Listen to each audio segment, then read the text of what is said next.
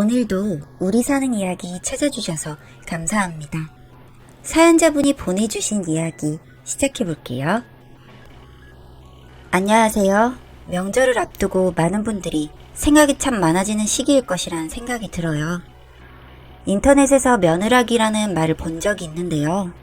웹툰에서 시작된 이 말은 이게 결혼하고 얼마 안 된 새색시들이 시댁이 잘 보이려고 애쓰고 칭찬을 받고 싶어하는 그런 시기들을 말한대요. 저는 참 이 말이 공감이 되더라고요. 시댁에 마냥 예쁨만 받고 싶은 이 시기가 생각보다 오래 갔었거든요. 아이를 낳고 맞은 첫 명절에야 제가 이런 줄 알았으니 주변 사람들 속이야 오죽 터졌을까요. 생각해보면 아기를 낳고 200일도 안 돼서 거기 앉아서 전을 부치고 있던 제가 참 미련하다 싶지만 자세한 이야기는 좀 이따가 풀고요. 요새는 그냥 직장 상사를 모시듯 그렇게 시부모님이랑 관계를 유지하며 살고 있어요.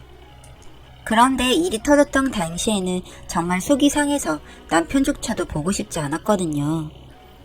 저보다 더 화가 나서 이 상황을 전부 엎어버리셨던 친정 아빠에게 감사하는 마음과 함께 솔직히 이제 결혼 생활을 시작하는 많은 여자분들이 이 며느라기 시기를 얼른 지내버리기를 바라는 마음에서 제 썰을 한번 풀어보도록 할게요.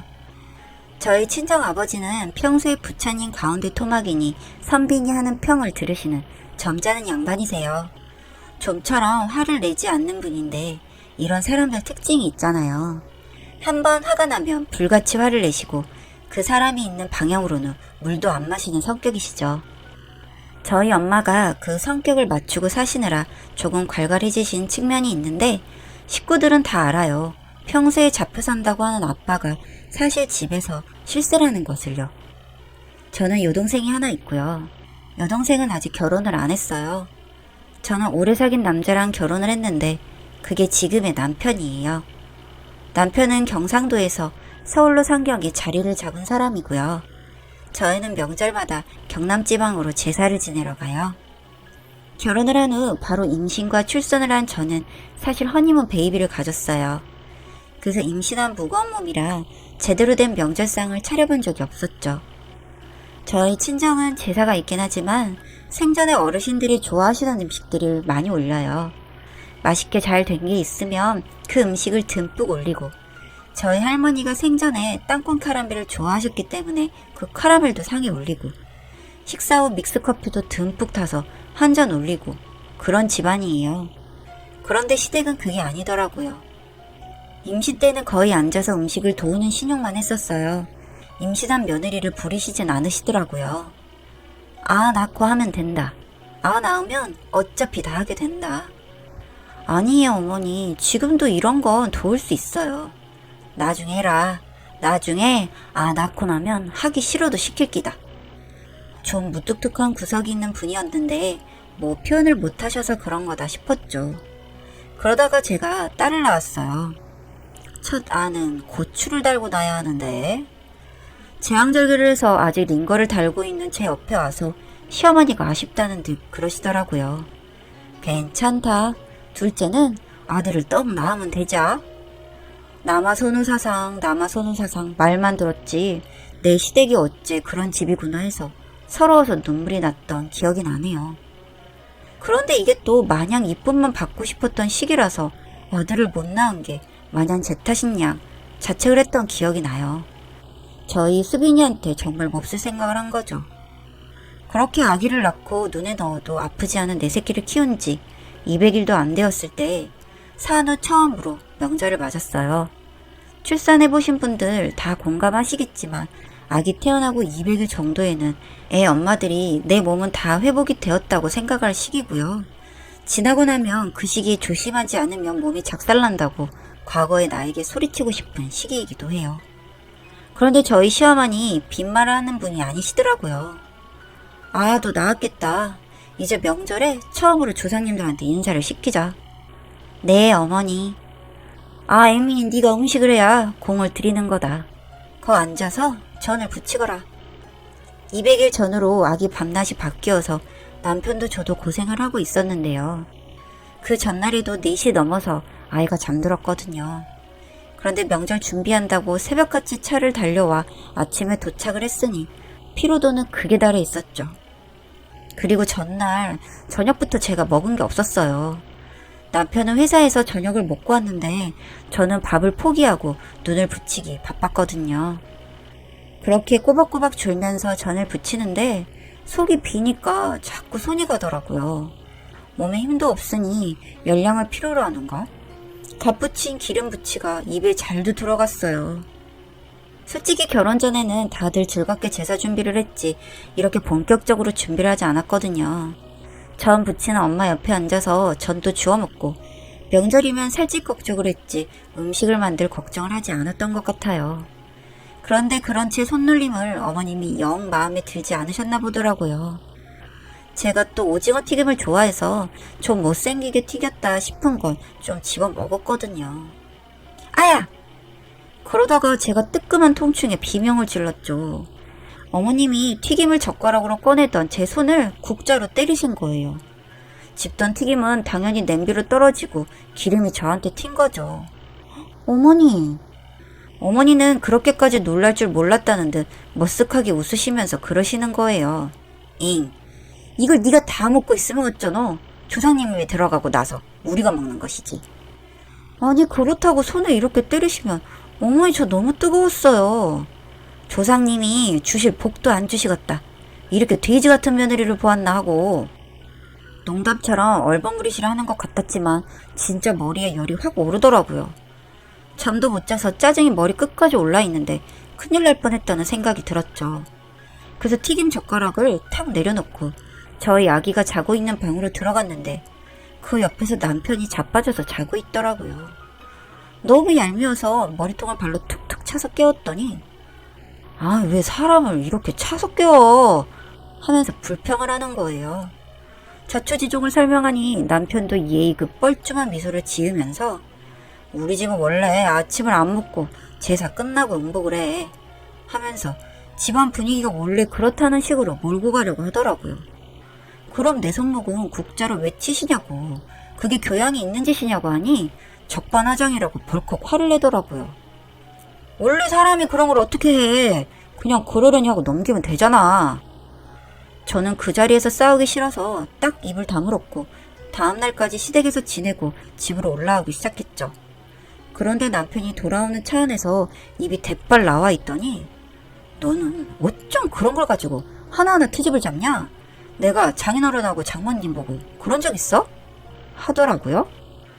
우리 엄마 아빠는 오빠한테 안 그러니까 그렇지. 바른 말을 했더니 2차전이 시작됐어요.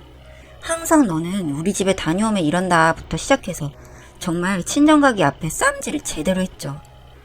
혹시나 운전하다가 잘못될까봐 휴게소에 내려 싸움을 시작했고 저희가 악지르는 소리에 아기는 뻥뻥 울기 시작했어요. 그 순간은 너무 비참하더라고요. 그렇게 대충 화해를 하고 안 좋은 상태로 친정집에 도착을 했죠. 평소 허허 하시는 아버지는 제 표정이 안 좋은 걸 보고 바로 딱 표정이 바뀌시더라고요. 중간에 휴게소에서 속이 너무 상해서 여동생한테 전화해 한참 울었는데 이 기집애가 그걸 부모님한테 홀랑 일러바친 모양이었어요. 엄마는 아예 방에 들어누워서 저랑 남편을 맞이하지도 않았는데 겨우 결혼 하나로 날 이렇게 사랑하는 부모님의 마음을 아프게 하는구나 싶어 제 마음이 더 아팠죠. 남편은 뭐가 그리 당당한지 이상한 농담을 하면서 분위기를 띄워보려고 하더라고요. 무지리가 따로 없었어요. 가만히 그 분위기를 보시던 아빠가 휴대폰을 꺼내 드셨어요. 남편이랑 저는 아빠의 그 모습을 바라보고 있었죠. 안녕하십니까 사돈. 얼굴의 심각한 표정은 전혀 다르게 밝게 웃으며 인사하는 아빠는 저희 시아버지한테 전화를 거셨더라고요. 아, 예 사돈. 덕분에 잘 지냈습니다. 우리 아이랑 애들은 집에 무사히 도착을 했습니다. 아빠가 그대로 식탁에 휴대폰을 올리시더니 딱 스피커폰으로 돌리시더라고요. 얘들아, 잘 도착했다고 어른들에게 인사를 해라.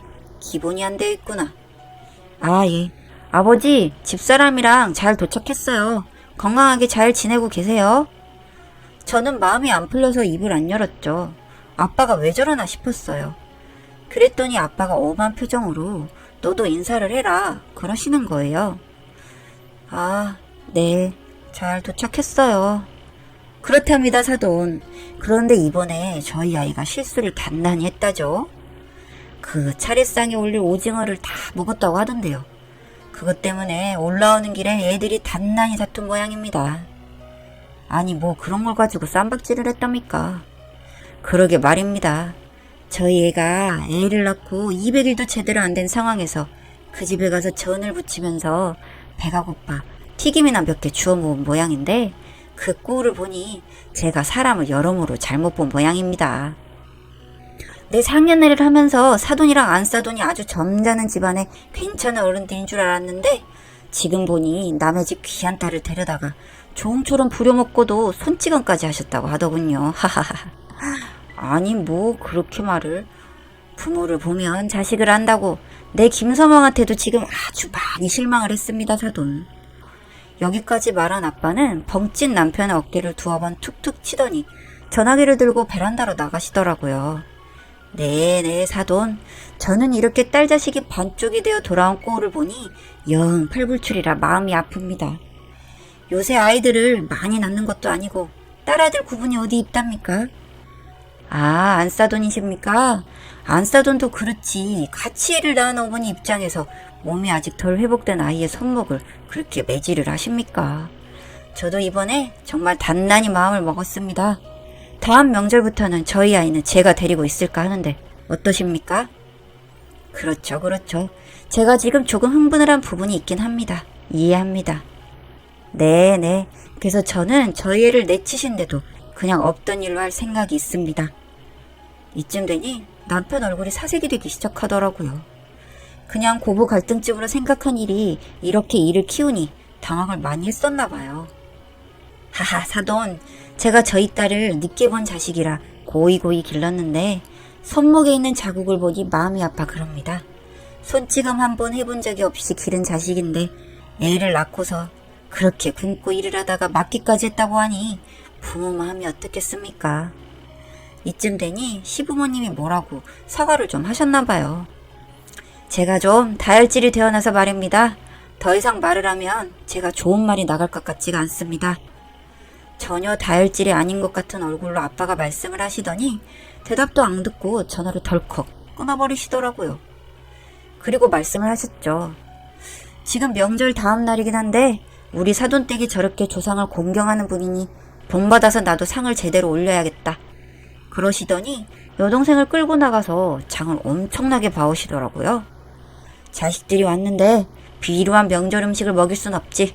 우리 딸은 애를 낳고 얼마 안 되었으니 아기나 보고 있고 김서방이 좀 돕게.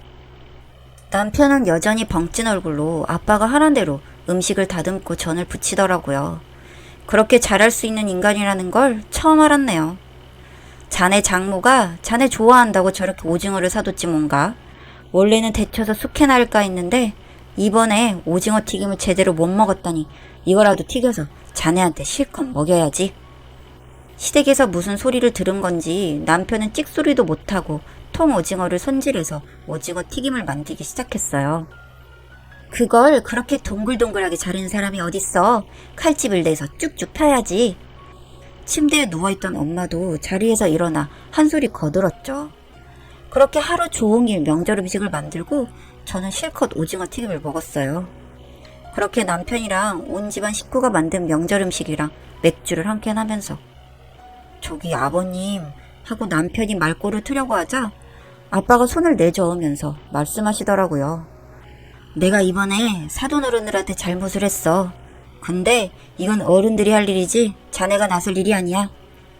우리 집 아이는 김서방이랑 잘 살라고 결혼을 시킨 거지. 어른들이며 조상님들을 내 딸 가라 걷어먹이라고 결혼을 시킨 게 아니야. 내가 그동안 김서방을 참 좋게 봤는데 이번에는 정말 실망이 크네. 앞으로 하는 걸 봐서 결정을 할 거야. 다 큰 성인들을 데리고 오니 많이 한 나도 잘못이네 반. 수빈이를 생각하면 자네도 내 마음을 알 거야.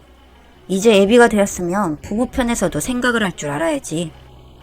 아기 이름이 나오니까 남편이 고개를 푹 숙이더라고요. 그리고 남편이 어떻게 이야기를 했는지 다음 명절부터는 차례만 지내면 바로 친정으로 올라오게 되었어요. 저도 딱 가서 할 노릇은 했고 시부모님도 더 이상 선을 넘지는 않으시더라고요. 아직 이혼은 하지 않고 살고 있지만 남편도 참 많이 바뀌었고, 아빠는 그 다음엔 딱 그 일을 덮고 아무렇지도 않게 남편을 식구로 대하고 계세요. 결국 딸 자식은 아빠 그늘 밑에 있구나 하는 걸 깨달은 사건이었죠. 그리고 그 다음에 저는 시댁의 직장 상사를 대하는 마음가짐을 가지기로 했는데요. 정말 놀랍게도 마음가짐을 고치고 나서 오히려 사이가 더 좋아졌어요. 비굴하게 납작 엎드리는 게 답은 아니었던 것이죠. 그래서 지금 저는 결혼을 앞둔 아가씨들에게 이런 조언을 참 많이 해요. 나 때는 몰랐는데 정말 모든 여자한테는 며느라기가 있는 것 같다고. 그 시기를 잘 넘겨야 독립된 가정이 되는 것이라고요.